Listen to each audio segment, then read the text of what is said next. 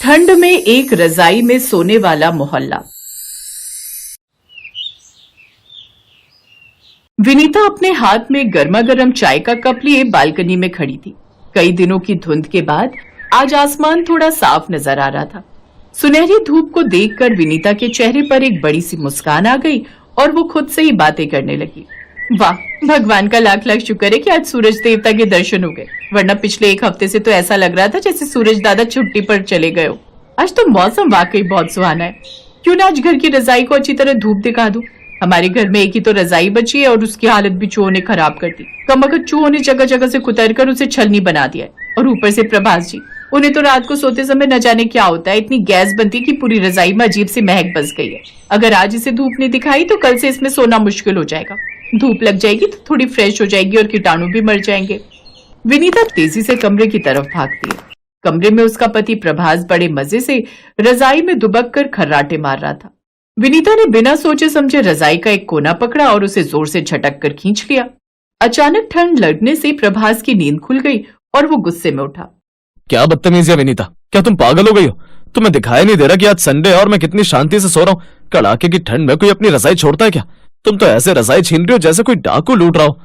सोने दो मुझे, अभी अभी तो सुबह के सपने शुरू हुए थे। उठ जाइए प्रभास जी, संडे है तो क्या आप पूरे दिन चादर तान कर ही सोएंगे? सुबह के 11 बज चुके हैं। बाहर जाकर देखिए कितनी शानदार धूप खिली है। सारे दिन सोते हुए ही निकालोगे क्या? जाइए जल्दी से उठकर नहा लीजिए और थोड़ी देर धूप में बैठिए। अरे भाई, तुम तो पीछे ही पड़ गई। बिना रजाई के अब मैं इस ठंडी हवा में सो ही कहाँ पाऊंगा। तुमने तो नींद का सत्यानाश कर दिया।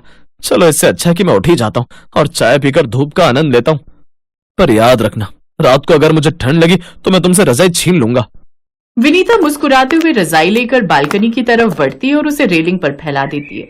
तभी अचानक उसकी नजर नीचे गली में जा रही एक रेहड़ी पर पड़ती है। एक आदमी जोर जोर से आवाज लगा रहा था, सस्ती रजाई ले लो, फैक्ट्री के भाव में नई रजाई ले लो। विनीता ने जब रजाई वाले को देखा तो उसके दिमाग में ख्याल आया, वैसे प्रभास जी की बात भी सही है। हमारे घर में बस एक ही रजाई है और कड़ाके की ठंड में मुन्ना, मैं और प्रभास तीनों उसी में सिमट कर सोते हैं। रात भर छीना झपटी चलती रहती है। कभी मुन्ना के पैर बाहर रह जाते हैं तो कभी मेरी कमर खुली रह जाती है। क्यों ना एक नई रजाई और ले लूं? अगर ये रजाई वाला सस्ते में दे रहा होगा तो इस साल की ठंड आराम से कट जाएगी। विनीता बिना देरी किए सीढ़ियों से नीचे उतर कर रजाई वाले के पास पहुंच गई। मैडम जी, आप बहुत किस्मत वाली हैं जो आज मैं इस गली में आया हूँ। शहर की एक बहुत बड़ी रजाई बनाने वाली फैक्ट्री बंद हुई थी और वहाँ का सारा बचा हुआ स्टॉक मैं औने पौने दाम में उठा लाया हूँ। रजाई की क्वालिटी देखिए, एकदम मखमली है। वैसे तो इसकी कीमत 1500 है, लेकिन मैं सबको 500 रुपए में दे रहा हूँ। एक पैसा भी कम नहीं होगा क्योंकि पहले ही बहुत घाटा सहकर बेच रहा हूँ। भाई साहब, 500 रुपए तो बहुत ज्यादा बोल रहे हैं। अब हम कोई एक दो रजाई थोड़ी ही लेंगे।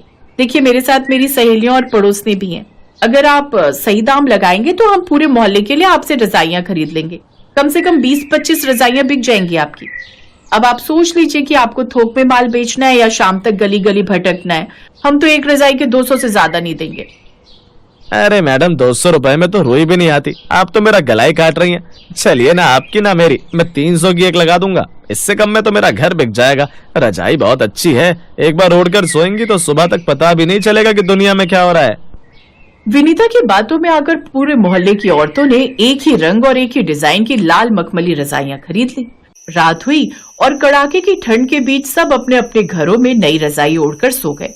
विनीता भी प्रभास और मुन्ना के साथ बिस्तर पर लेटी थी, लेकिन उसे नींद नहीं आ रही थी। हे भगवान, आज तो पूरे मोहल्ले ने एक जैसी रजाई खरीद ली है। सबका रंग एक है, डिजाइन एक है। अगर कल सुबह धूप में सुखाते समय मेरी रजाई किसी और के घर चली गई या पड़ोसन की रजाई मेरे पास आ गई तो मुझे पता कैसे चलेगा? ये शर्मा आंटी तो ऐसी हैं कि अगर मेरी नई रजाई उनके पास चली गई तो वो कभी वापस नहीं देंगी। कहेंगी कि ये उनकी ही है।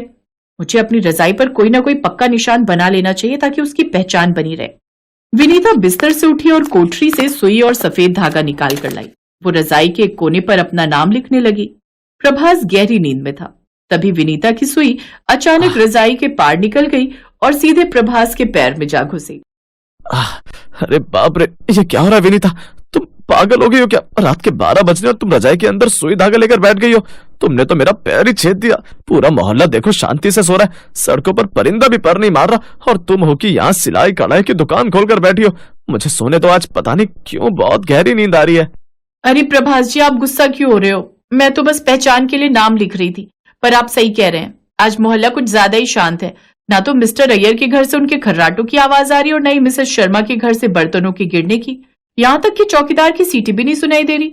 इतनी ज्यादा शांति तो डरावनी लग रही है। अरे बाबा, ठंड ज्यादा है इसीलिए सब दुबक कर सो गए होंगे। अब तुम अपनी ये जासूसी बंद करो, रजाई में मुंह डालकर सो जाओ। मुझे तो अब बस और कोई बात नहीं करनी। मेरी आंखें खुद ब खुद बंद हो रही हैं। प्रभास इतना बोलकर रजाई के अंदर गया और जाते ही जैसे बेहोश हो गया। कुछ तो गड़बड़ है। या तो ये सोने का नाटक कर रहे हैं या फिर इस नई रजाई में कुछ लोचा है। लेटने के 2 मिनट के अंदर ही इंसान ऐसे कैसे सो सकता है जैसे कोई कुंभकर्ण हो। मुझे बाहर जाकर देखना चाहिए। विनीता दबे पांव बालकनी में गई और छिपकर नीचे गली में देखने लगी।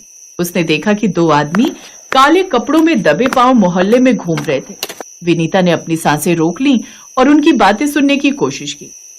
अरे भाई, देख लिया मेरा कमाल। इस पूरे मोहल्ले को मैंने नींद वाली रजाई बेच दी है। इन रजाइयों की रुई में मैंने खास किस्म की नींद की दवा का स्प्रे किया था। जैसे कोई इसे ओढ़कर सांस लेगा वह गहरी बेहोशी में चला जाएगा। अब कम से कम 10 घंटे तक ये लोग मुर्दों की तरह सोएंगे। चल अब तिजोरियां साफ करते हैं। आज तो अपनी लॉटरी लग गई। वाह उस्ताद, क्या स्कीम निकाली है। सबको लगा कि सस्ती रजाई मिल रही है, पर उन्हें क्या पता था कि वो अपनी बर्बादी खरीद रहे हैं। चल सबसे पहले उस अय्यर के घर चलते हैं। सुना है बहुत सोना है उसके पास। विनीता के तो पैरों तले जमीन ही खिसक गई। उसे अब समझ आया कि प्रभास और मुन्ना इतनी गहरी नींद में क्यों थे। उसने तुरंत अपना दिमाग दौड़ाया। उसे पता था कि अगर वो शोर मचाएगी तो चोर भाग जाएंगे या उसे नुकसान पहुंचाएंगे। उसने पुलिस को फोन किया। तभी विनीता ने देखा कि चोर अय्यर जी के घर का ताला तोड़कर अंदर घुस गए हैं। विनीता ने अपनी नई रजाई उठाई और दबे पांव उनके पीछे गई। जैसे ही दोनों चोर अलमारी की तरफ बढ़े, विनीता ने फुर्ती दिखाई और उन दोनों के ऊपर वही नींद वाली रजाई पूरी तरह फैला दी। चोर रजाई के नीचे दब गए और दवा के असर से तुरंत बेहोश हो गए। तभी वहां पुलिस आती है और पुलिस के सायरन से सब लोग जाग जाते हैं और उन्हें पता चलता है कि उनके घर में चोर आया है। ओह माय गॉड विनीता बहन, सच कहूं तो हमें इस मुसीबत में फंसाने वाली भी तुम ही थी, क्योंकि तुम्ही ने वो नई रजाई खरीदने के लिए सबको उकसाया था। पर यह भी मानना पड़ेगा कि अगर तुम जागती नहीं रहती तो आज हम सबके घर खाली हो जाते। हाँ विनीता बहन, तुम्हारी उस पहचान बनाने वाली सनक ने आज पूरे मोहल्ले की इज्जत और पैसा बचा लिया। हमें माफ कर देना, हमने तुम्हें रजाई के लिए बहुत तंग किया था।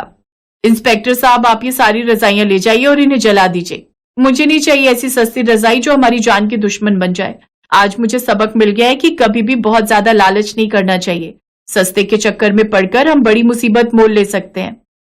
हाँ, लेकिन अब से हम अपनी उसी पुरानी चूहों वाली रजाई में सोएंगे। कम से कम वो वफादार तो है और कल ही हम एक अच्छी दुकान से महंगी लेकिन सुरक्षित रजाई लाएंगे। जान है तो जहान है।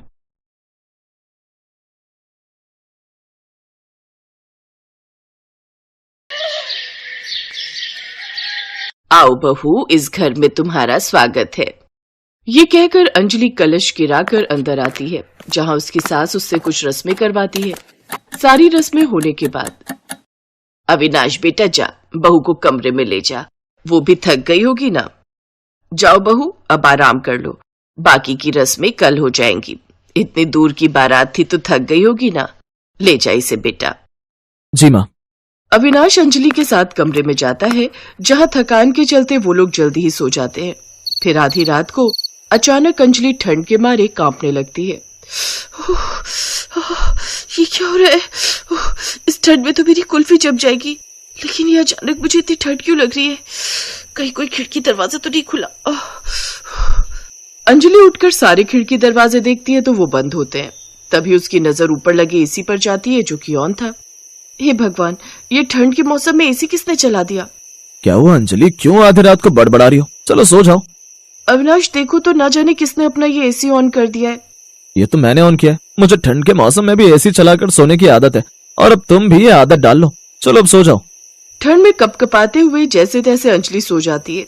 अगली सुबह गर्मा गर्म अदरक वाली चाय बनाकर वो अपने सास ससुर के कमरे में ले जाती है, जहाँ उसके सास ससुर भी एसी चलाकर सो रहे थे। लगता है इन सबका मानसिक संतुलन हिला हुआ है, जो इतनी ठंड में भी ये एसी चलाकर सोए पड़े हैं। अंजलि अपने सास ससुर को चाय देकर कांपते हुए उस कमरे से बाहर लौट आती है। कितना ठंडा कमरा कर रखा है। कुछ देर बाद अंजलि अपनी पहली रसोई बनाकर सबको परोसती है। सभी लोग सर्दियों के गर्म कपड़ों में लिपटे हुए होते हैं। जिन्हें देख अंजलि कहती है, अगर आप लोगों को इतनी ठंड लगती है तो रात को एसी चलाकर क्यों सोते हो? क्योंकि बहू, हम सबको पूरा साल एसी में सोने की आदत है, फिर चाहे गर्मी हो या सर्दी या बरसात का कोई और मौसम, बिना एसी के हम सो नहीं सकते। मेरा शक सही था, इन सब का ऊपर वाला माला खाली है। लगता है या तो ये सब खानदानी हिले हुए या फिर नर्स के हाथ से पैदा होते हुए गिर गए होंगे। ऐसे ही कुछ दिन बीत जाते हैं। ठंड थी कि कम होने का नाम ही नहीं ले रही थी। बाहर लगातार कोहरा छाया हुआ था। धूप को निकले कई दिन जो हो गए थे। एक तो इस ठंड में मेरी कुल्फी जम गई है, ऊपर से इतने सारे बर्तन इकट्ठा हो गए। एक काम करती हूँ, अपनी ननद सुप्रिया को बोल देती हूँ मेरे साथ बर्तन धुलवाने में मेरी मदद करेगी। ये सोचकर वो अपनी ननद के कमरे में जाती है। सुप्रिया, आज गाजर का हलवा, पूड़ी, मटर पनीर, काफी पकवान बने थे तो कई सारे बर्तन हो गए। चलो ना, मेरे इन बर्तन धुलवाने में मदद कर दो। ना भाभी ना, इतनी ठंड में मैं तो पानी में हाथ नहीं डाल सकती। इतनी ठंड लग रही है तो फिर ये एसी चलाकर क्यों बैठी हो? ओफो, कितनी बार बताया आपको कि एसी के बिना हम नहीं रह सकते। अंजलि के ससुराल में सबको ठंड में भी एसी में रहने की आदत थी, लेकिन अगर वो गलती से किसी को भी काम के लिए बोल दे तो सभी ठंड के बहाने बना लेते थे। ना बहू ना, मुझसे ये सब्जी नहीं कटती। देख नहीं रही कितनी ठंड है, मुझसे तो रजाई से भी हाथ बाहर नहीं निकाला जा रहा।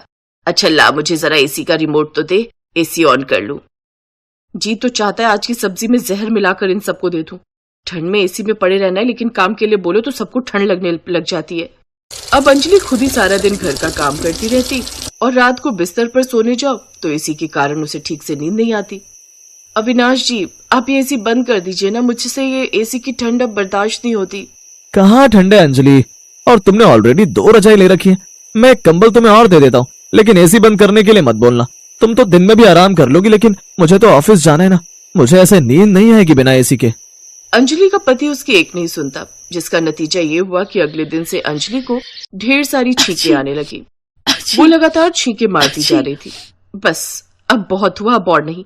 अगर मैंने इन लोगों को सबक नहीं सिखाया तो मेरा भरी जवानी में ही राम नाम सत्य हो जाएगा। बड़ा शौक है ना इन लोगों को ठंड में भी एसी चलाकर सोने का। अब इन्हें बताती हूँ कि ठंड होती क्या है, लेकिन पहले खुद के लिए गर्मा गर्म अदरक वाली चाय बना लूं। अंजलि अदरक वाली चाय बनाकर पीती है, जिसके बाद सबको नाश्ता परोसती है। लेकिन ये क्या, आज तो नाश्ते में गर्मियों वाला नाश्ता था। वो सबके लिए नाश्ते में ठंडा ठंडा बनाना शेक, उसमें आइसक्रीम, कस्टर्ड और ठंडी बर्फ डालकर डाइनिंग टेबल पर रख देती है। भाभी, ये जनवरी का ठंडा महीना चल रहा है, कोई गर्मियों का अप्रैल मई नहीं जो आप ये गर्मियों वाला नाश्ता ले आई। आप लोग जब इतनी ठंड में भी एसी चलाकर सो सकते हैं तो फिर ये ठंडा नाश्ता क्या चीज है। करिए नाश्ता, ठंड में आइसक्रीम डला शेक पीने का भी एक अपना ही अलग मजा है। उफ, ये ठंडा नाश्ता करके तो मेरे दांत ही बजने लगे। अभी तो देखती जाइए आगे आगे होता है क्या। फिर अगले दिन अंजलि सभी के सारे गर्म कपड़े एक साथ धो देती है, जिसके बाद ससुराल वालों के पास एक भी गर्म कपड़ा पहनने के लिए नहीं होता, जिसके चलते सब ठंड से ठिठुरते हुए कहते हैं, बहू मेरी एक भी गर्म शॉल और स्वेटर नहीं मिल रहा, मेरे सभी गर्म कपड़े कहाँ हैं? हाँ भाभी, मेरी भी कोई सॉक्स, कैप या स्वेटर नहीं मिल रही है। मेरी अलमारी में भी मेरी लोई और गर्म टोपी नहीं है। अंजलि, मेरी भी जैकेट, जीन्स कुछ भी नहीं है। अरे आप लोगों को ठंड कहाँ लगती है? जब आप लोग 8-9 डिग्री में भी एसी में सो सकते हैं तो फिर आपको ठंड कहाँ लगती होगी? उसकी बात का कोई जवाब न देकर वो सभी रजाई में बैठ जाते हैं। उधर अंजलि भी अपनी हरकतें जारी रखती है। वो घर का गीजर कनेक्शन भी काट देती है, जिससे अब सबको न चाहते हुए भी ठंडे पानी से ही नहाना पड़ता है। हे भगवान, ऑफिस के लिए लेट हो रहा है। ऐसा करता हूँ, अब जल्दी मैं ठंडे पानी से ही नहा लेता हूँ। अविनाश ठंडे पानी से ही नहा लेता है। मेरी तो समझ में नहीं आ रहा, सबका गीजर एक साथ कैसे खराब हो गया। ठंडा खाना खाने और ठंडे पानी से नहाने के कारण, साथ ही ठंडे एसी की हवा में सोने के कारण अब उन सबकी तबीयत काफी खराब रहने लगती है। अंजलि जल्दी से डॉक्टर को फोन करती है। इन सबकी बॉडी का टेम्परेचर तो काफी गिर चुका है। इन लोगों ने क्या कोई ठंडी चीज खाई थी? जल्दी से इन सबको अस्पताल में भर्ती करना होगा। डॉक्टर, ये लोग ठंड के इस मौसम में भी एसी चलाकर सोते हैं। ये लोग मेरी बात बिल्कुल नहीं सुनते। क्या एसी? आप सब लोगों का दिमाग खराब तो नहीं हो गया? आप सबकी बॉडी का टेम्परेचर फ्रीज होने की कगार पर है। आप सबको गर्माहट की काफी जरूरत है, साथ में मेडिसिन की भी। अगर आप लोग एक और बार एसी में सोए तो फिर कभी उठ नहीं पाएंगे। उन सबको जल्दी से अस्पताल ले जाकर आईसीयू में एडमिट कर दिया जाता है। 2-3 दिन हॉस्पिटल में रखने के बाद उनको डिस्चार्ज कर दिया जाता है। घर आते ही अविनाश सबसे पहले एसी का तार निकाल देता है। अरे ये क्या कर रहे हैं आप? ऐसे तो एसी चलेगा ही नहीं। हाँ तो हम लोग पागल थोड़ी ना है जो एसी ठंडी के मौसम में भी चलाकर सोएंगे। हम लोगों को मरना थोड़ी है। बिल्कुल ठीक कह रहा है बेटा। अब एसी चलेगा तो सिर्फ गर्मियों में, सर्दियों में नहीं। निकाल बेटा, सभी एसी की तार निकाल दे। अंजलि अब मन ही मन खुश थी कि कम से कम अब उन सब की ठंड में एसी में सोने की आदत तो छूटी। Thanks for watching.